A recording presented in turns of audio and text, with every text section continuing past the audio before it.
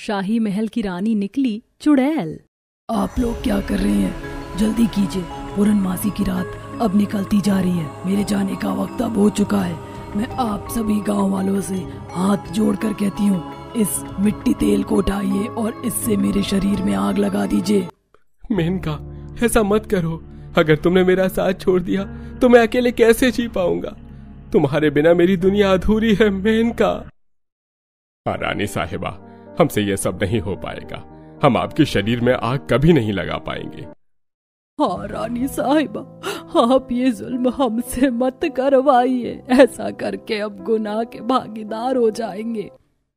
आप लोग ऐसे जिद मत कीजिए। मैं आप लोगों के आगे हाथ जोड़ रही हूँ।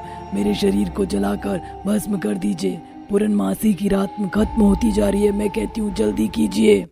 मेनका चुड़ैल गांव वालों के आगे बिलख कर रोती हुई अपने शरीर को जलाने के लिए कहती है, जिसके बाद गांव वाले मिट्टी तेल चुड़ैल पर डालकर माचिस से उसके शरीर में आग लगा देते हैं। चुड़ैल दर्द से चिल्लाने लगती है।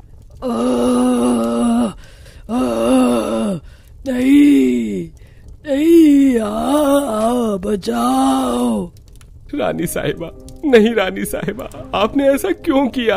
अब मैं आपके बिना कैसे रहूंगा रानी साहिबा?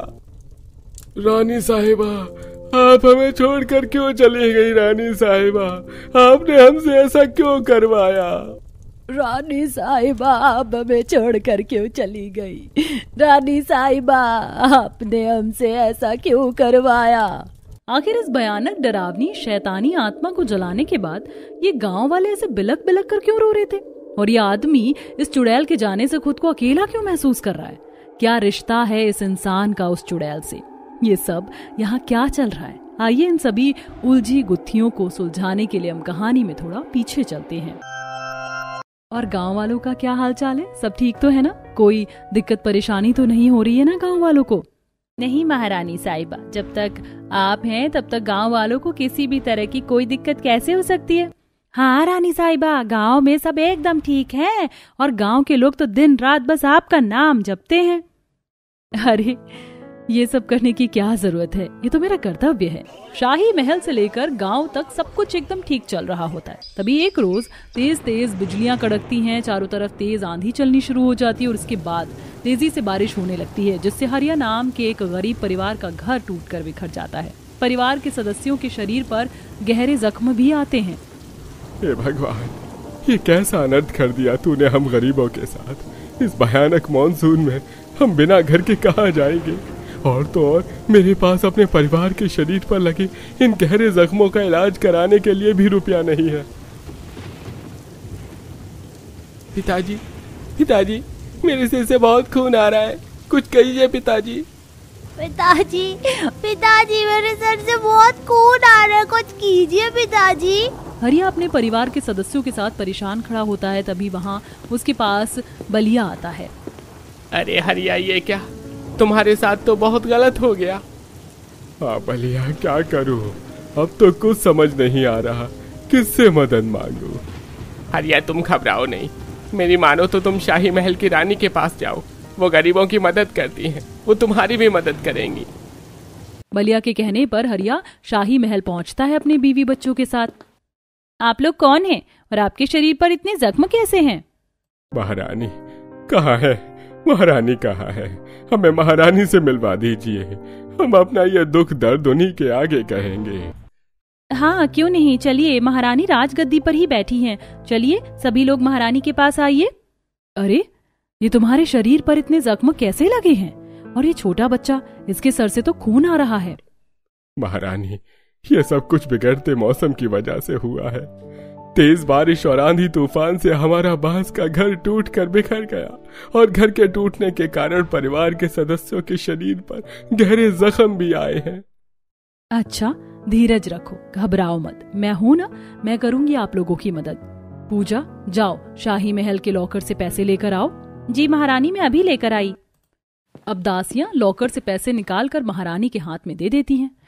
ये लो, ये रखो, और इन पैसों से तुम दूसरा घर और अपने परिवार का इलाज अच्छे से करवा लेना। और किसी भी चीज की जरूरत हो तो शाही महल में आकर जरूर बताना। राजमहल की रानी साहिबा, आप बहुत महान हैं। आपने मेरे गरीब पति की इतनी मदद की, मैं आपका ये एहसान कभी नहीं भूल पाऊंगी। महारानी की जय हो, महारानी की जय हो, महारानी की जय हो, महारानी की जय हो, महारानी की जय हो, महारानी की जय हो, महारानी की जय हो, महारानी की जय हो। गांव वाले शाही महल की महारानी से दिन प्रतिदिन खुश ही होते जा रहे थे, क्योंकि रानी हर मोड़ पर उन गांव वालों की मदद करती थी। तभी एक दिन जब सारा गांव भगवान को याद करके विश्राम कर रहा था, वहीं दूसरी तरफ शाही महल की रानी काली रात में चुपचाप छत पर आकर अपने दोनों बाहें फैलाकर आसमान से चांद की तरफ देखने लगती है। धीरे धीरे रानी का इंसानी शरीर हरे रंग में परिवर्तन होने लगता है। हाथों के नाखून एक भयानक राक्षस की तरह बढ़ने लगते हैं, पैर भी अब उस रानी के उल्टे हो जाते हैं। शाही महल की रानी अब एक भयानक राक्षस के रूप में आ जाती है। और कब तक मुझे इंसानी शरीर और शैतानी शरीर में फंस कर रहना होगा?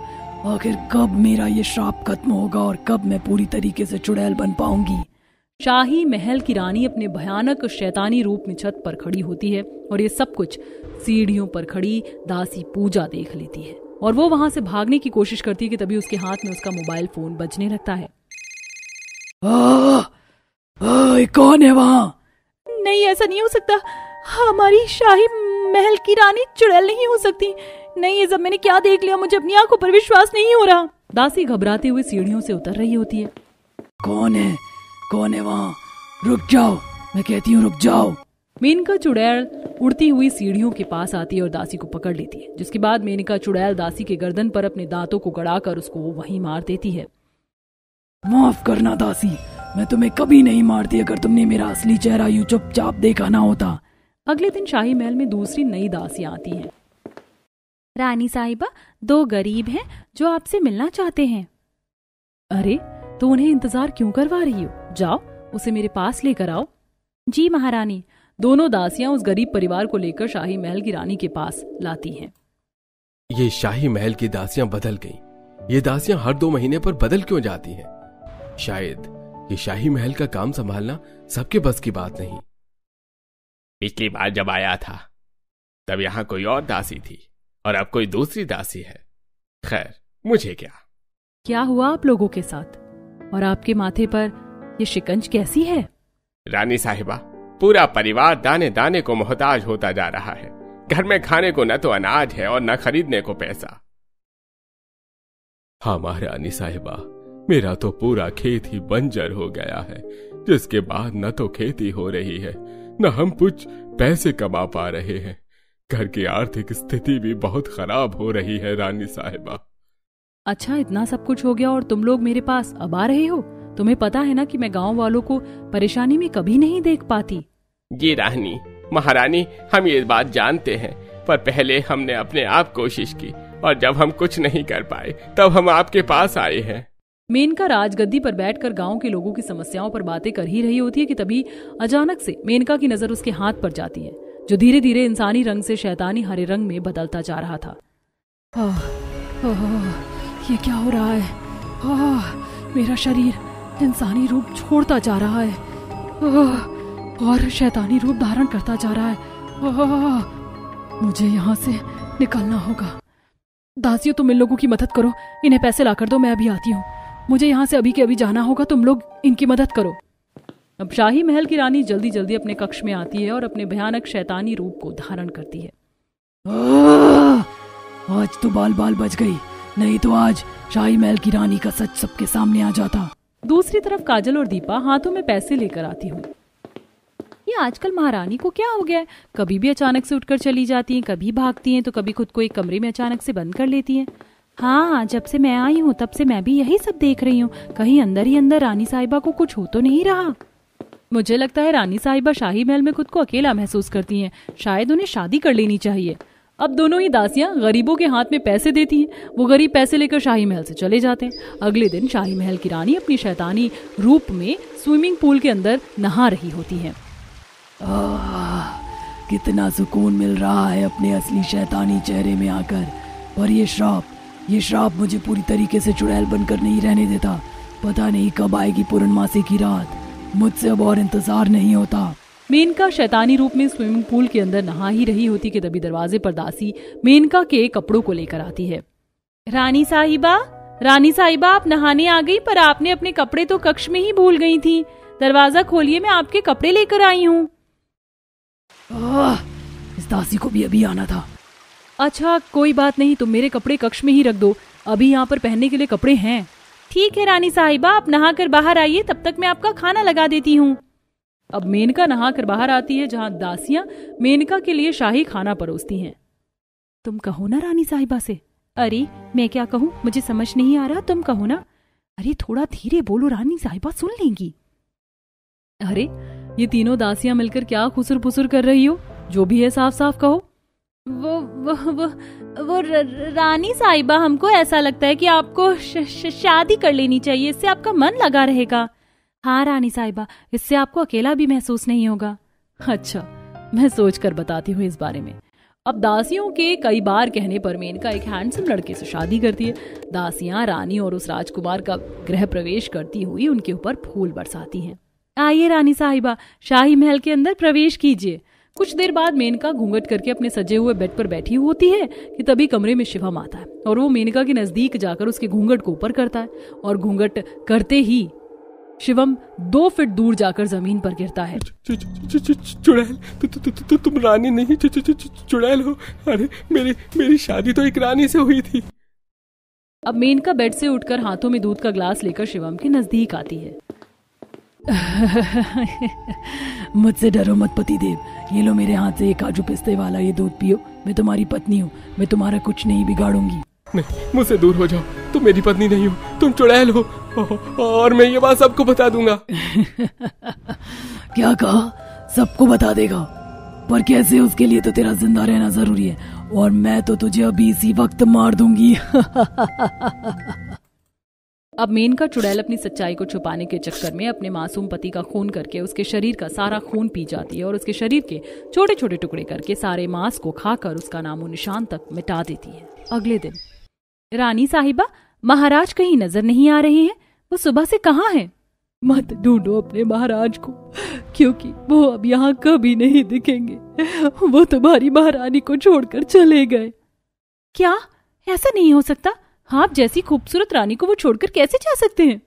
मुझे भी ये बात अंदर ही अंदर खाई जा रही है, पर सच तो ये है कि उन्हें मुझसे ज्यादा कोई और पसंद थी, इसीलिए शादी की रात ही वो मुझे छोड़कर चले गए। अब इसी तरह कई पतियों को मारने के बाद मेनका फिर एक बार शादी रचाती है और इस बार फिर दासियां महारानी के ऊपर फूल बरसाती हुई उनका गृह प्रवेश करती हैं। आइए महारानी, आइए महाराज, महल के अंदर आइए। शुक्रिया, आप सभी दासियों ने काफी अच्छा स्वागत किया हम दोनों का। अब मेनका एक बार फिर दुल्हन के जोड़े में अपने कक्ष में आती है। सुनिए, आप यहाँ आराम कीजिए, मेरा मन थोड़ा ठीक नहीं लग रहा है, इसलिए मैं गार्डन में जा रही हूँ। इस समय? अभी तो रात के 2 बज रहे हैं, इस समय गार्डन में घूमना? अच्छा, मैं भी चलूं साथ क्या? नहीं नहीं, आप नहीं, मैं अकेले जाऊंगी। इतना कहकर मेनका फटाफट गार्डन में आ जाती है, जहां मेनका का इंसानी शरीर अब धीरे धीरे हरे हरे रंग में बदलता जाता है और कुछ ही देर में मेनका इंसान से डरावनी चुड़ैल बन जाती है। गार्डन में तेज तेज हवाएं चलने लगती हैं। गार्डन के दरवाजे पर कुत्ते मेनका को देखकर भौंकने लगते हैं। न जाने कब मुझे इस श्राप से मुक्ति मिलेगी। मेनका ये सब बोल ही रही होती कि इतने में वहां उसका पति आ जाता है और मेनका को ऐसी हालत में देखकर घबरा जाता है। चुड़ैल, तुम कौन हो और मेरी पत्नी कहाँ है? तभी मेनका वहां पर फौरन इंसानी रूप में आती है और कुछ ही देर में दोबारा चुड़ैल बन जाती है। अरे तुम तो मेनका मेरी पत्नी चुड़ैल रानी चुड़ैल, ये सब क्या है? मेरी शादी किससे हुई है? तुम मेरी पत्नी नहीं हो सकती, मैं जा रहा हूँ यहाँ से। नहीं रुको, तुम्हारी शादी मुझसे ही हुई है, मैं ही तुम्हारी पत्नी हूँ। ये दोनों ही मेरे रूप हैं। तुम इस रूप को देखकर मत डरो, मैं तुम्हारा कभी कुछ नहीं बिगाड़ूंगी। ये एक श्राप है और ये श्राप भी एक दिन पूर्णमासी की रात हमेशा हमेशा के लिए कट जाएगा। वो सब तो ठीक है, पर क्या इस शाही महल में काम करने वाली दासियां, क्या वो नहीं जानती कि इस शाही महल की रानी इंसान नहीं चुड़ैल है? नहीं, मैंने उन्हें कभी कुछ पता नहीं लगने दिया। ठीक है, तुम जैसी भी हो मुझे स्वीकार हो। आज से मैं करूंगा तुम्हारी हिफाजत। अब रानी और महाराज दोनों ही मिलकर गांव वालों की मदद करते हैं। और अब मेनका जब भी अपना असली चेहरा धारण करती थी तो उसका पति उसकी पहरेदारी करता था ताकि कोई भी उसका ये सच जान ना पाए। लेकिन एक दिन मेनका अपने असली रूप में शाही महल के झरने में नहा रही होती है। चलो अब तो मुझे मेरा जीवन साथी भी मिल गया, बस अब एक बार पूर्णमासी की रात आ जाए, फिर उस रात में मैं वो करूंगी जो इस गाँव वालों ने कभी सोचा भी नहीं होगा। पूर्णमासी की रात में मैं गांव के सभी लोगों को मारकर उनकी बलि चढ़ाकर अपने श्राप से हमेशा हमेशा के लिए मुक्त हो जाऊंगी। मेनका अपने आगे की प्लानिंग कर रही होती है और उसकी ये प्लानिंग झरने वाले कक्ष में बनी एक छोटी सी खिड़की से दासियां देख लेती हैं और वो सभी भागी भागी आकर ये बात गांव में सबको बता देती हैं। सुनो गांव वालों, शाही महल की रानी नहीं चुड़ैल निकली, शैतानी चुड़ैल। हाँ, हमने अपनी आंखों से देखा है कि वो कैसे हम सबको पूर्णमासी की रात मारने की प्लानिंग कर रही है। अरे नहीं, ऐसा नहीं हो सकता। जो रानी इतने समय से हम लोगों की मदद कर रही है वो हमें कैसे मार सकती है? मुझे भी इस बात पर विश्वास नहीं होता कि रानी हमारे लिए ऐसा सोच रही हैं। ये बात कितना सच है और कितना झूठ, ये जानने के लिए हमें पूर्णमासी की रात खुद ब खुद शाही महल में हाजिर होना पड़ेगा। अब कुछ समय बाद पूर्णमासी की रात आती है। मेनका चुड़ैल रूप धारण करके शाही महल में चक्कर काट रही होती है। क्या हुआ रानी साहिबा, आप इतनी परेशान क्यों हैं? महाराज, आज वही पूर्णमासी की रात है जिसका मैं सदियों से इंतजार कर रही थी। इस रात मुझे गांव के सभी सदस्यों की बलि चढ़ाकर शैतान को अर्पण करना था ताकि मैं अपने श्राप से मुक्त हो सकूं। और इसी दिन के लिए मैं इतने टाइम से गांव वालों की मदद कर रही थी ताकि उनका लगाव मुझसे बना रहे। पर आज उस लगाव के कारण मेरे हाथ उनको मारने के लिए उठ ही नहीं पा रहे हैं। मेनका ये सब बोल ही रही होती कि इतने में सारा गांव शाही महल में आ पहुंचता है और रानी का चुड़ैल रूप देखकर वो सब एक एक हाथ दूर जाकर गिरते हैं। अरे हाँ, सच में शाही महल की रानी तो चुड़ैल निकली। नहीं, ऐसा मत कहो, मैं तुम्हारी वही रानी हूँ। कहीं तुम मेरा ये चेहरा देखकर मुझसे नफरत तो नहीं कर रहे? नहीं महारानी, आपसे हमें नफरत कभी नहीं हो सकती। अगर नफरत होती तो हम यहाँ अपनी बलि चढ़वाने आपके पास कभी नहीं आते। हाँ महारानी, हम जानते हैं हम गांव वालों की बाली से ही आप श्राप से मुक्त हो सकती हैं। आपने हमारे लिए बहुत किया है, इसलिए अब हमारी बारी है। आइए, आप हमें मार के अपने श्राप से मुक्त हो जाइए। नहीं, मैं आप लोगों को कभी नहीं मार पाऊंगी। मैं आप लोगों से बहुत प्यार करती हूँ, इसीलिए अब मुझे मुक्त नहीं, नष्ट होना है हमेशा हमेशा के लिए। आप लोग मुझे मारकर मुक्त कर दीजिए। ये सब हमसे नहीं हो पाएगा महारानी। आप लोग क्या कर रहे हैं? जल्दी कीजिए, पूर्णमासी की रात अब निकलती जा रही है। मेरे जाने का वक्त अब हो चुका है। मैं आप सभी गांव वालों से हाथ जोड़कर कहती हूँ, इस मिट्टी तेल को उठाइए और इससे मेरे शरीर में आग लगा दीजिए। मेनका, ऐसा मत करो। अगर तुमने मेरा साथ छोड़ दिया तो मैं अकेले कैसे जी पाऊंगा? तुम्हारे बिना मेरी दुनिया अधूरी है मेनका। हाँ रानी साहिबा, हमसे यह सब नहीं हो पाएगा। हम आपके शरीर में आग कभी नहीं लगा पाएंगे। हाँ रानी साहिबा, आप ये जुल्म हमसे मत करवाइए। ऐसा करके हम गुनाह के भागीदार हो जाएंगे। आप लोग ऐसे जिद मत करिए। मैं आप लोगों के आगे हाथ जोड़ रही हूँ, मेरे शरीर को जलाकर भस्म कर दीजिए। पूर्णमासी की रात में खत्म होती जा रही है। मैं कहती हूँ जल्दी कीजिए। मेनका चुड़ैल गांव वालों के आगे बिलख कर रोती हुई अपने शरीर को जलाने के लिए कहती है, जिसके बाद गांव वाले मिट्टी तेल चुड़ैल पर डालकर माचिस से उसके शरीर में आग लगा देते हैं। चुड़ैल दर्द से चिल्लाने लगती है। नहीं, बचाओ। नहीं रानी साहिबा, नहीं रानी साहिबा, आपने ऐसा क्यों किया? अब मैं आपके बिना कैसे रहूंगा रानी साहिबा? रानी साहिबा, आप हमें छोड़कर क्यों चली गई? रानी साहिबा, आपने हमसे ऐसा क्यों करवाया? ये रानी नहीं, देवी थी जो जीते जी भी हमारा ही भला करती रही और जाते जाते भी हमारा भला करके गई। अब कुछ ही देर में चुड़ैल रानी का शरीर आग में जलकर राख हो जाता है और उस राख को उठाकर उसका पति बिलख बिलख कर रोने लगता है। मैं तुम्हें कभी नहीं भूल पाऊंगा रानी साहिबा। आप जो भी थी, जैसी भी थी, पर अपने फायदे के लिए कभी किसी का बुरा नहीं चाहा। हिम्मत कीजिए महाराज, आपकी तरह महारानी को हम भी कभी नहीं भूल पाएंगे, पर अब हमारे पास सिर्फ आपका ही आसरा है। इस दिन के बाद से उस शाही महल को रानी का पति संभालना शुरू कर देता है और वो भी रानी की तरह अब गांव वालों की मदद करता है। वहीं गांव वाले रानी की यादों को हमेशा जिंदा रखने के लिए अपने अपने घरों में रानी की तस्वीर की पूजा करते हैं।